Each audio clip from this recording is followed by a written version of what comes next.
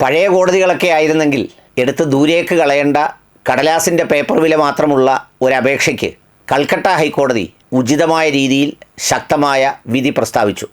അങ്ങനെ അക്ബറിൻ്റെയും സീതയുടെയും ഒക്കെ പേര് മാറ്റണമെന്നും അതിന് നടപടിയെടുക്കണമെന്നും കൽക്കട്ട ഹൈക്കോടതി പറഞ്ഞു.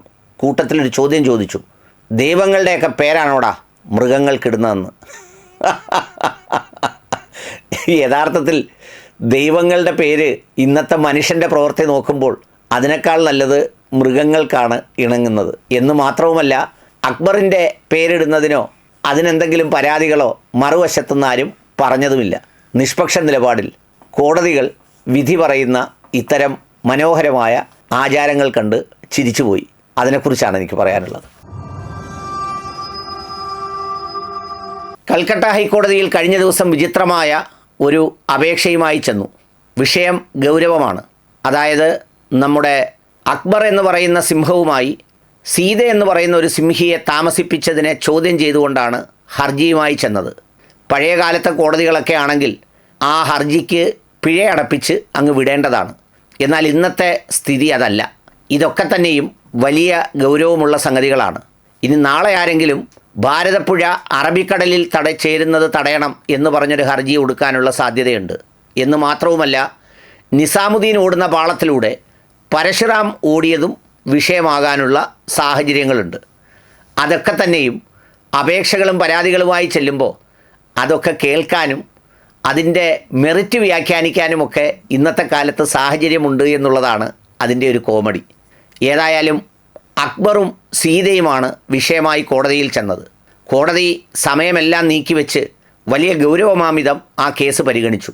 എന്നിട്ട് അതിനെ കൊണ്ടുവന്ന സ്ഥലത്ത് വെച്ച് ഇത് തന്നെയായിരുന്നോ പേര് എന്നുള്ളത് കോടതി അന്വേഷിച്ചു.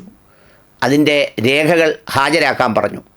വനം വകുപ്പിലെ ഉദ്യോഗസ്ഥരെ സംബന്ധിച്ചിടത്തോളം അവർക്ക് ഇതിൻ്റെ അങ്കും പുങ്കും ഒന്നും അറിയില്ല. അവർ കിട്ടിയതിനെ അപ്പം തോന്നിയ ഒരു പേരിട്ട് ഇങ്ങോട്ട് അയച്ചു എന്നേ ഉള്ളൂ. ഈ അക്ബറും സീതയും തമ്മിൽ ഇങ്ങനൊരു പ്രശ്നമാകും എന്നുള്ളതും അവർ പ്രതീക്ഷിച്ചില്ല. സംഗതി ഗൗരവമായി പരിശോധിച്ച കോടതി വിധി പ്രസ്താവിച്ചു. ഇത്തരം പേരുകളൊക്കെ ഇടുന്നത് ഒരിക്കലും ശരിയായ കാര്യമല്ല. അതുകൊണ്ട് മാറ്റിക്കളയണം എന്ന് മാത്രവുമല്ല, ദൈവത്തിൻ്റെ പേര് ഇങ്ങനെയൊക്കെ ഇടാമോ എന്നാണ് ഹൈക്കോടതിയിലെ ജഡ്ജി ചോദിച്ചതായി വാർത്ത കണ്ടത്.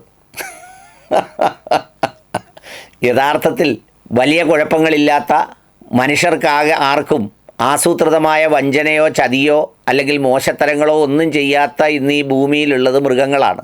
നിഷ്കളങ്കമായ ദൈവം സൃഷ്ടിച്ച ഭാവത്തിൽ അതിൻ്റെ പ്രത്യേകതകളോടെ അതിൻ്റെ ഇൻഡ്യൂഷൻസോടെ മാത്രം ജീവിക്കുന്നതും അവരാണ്.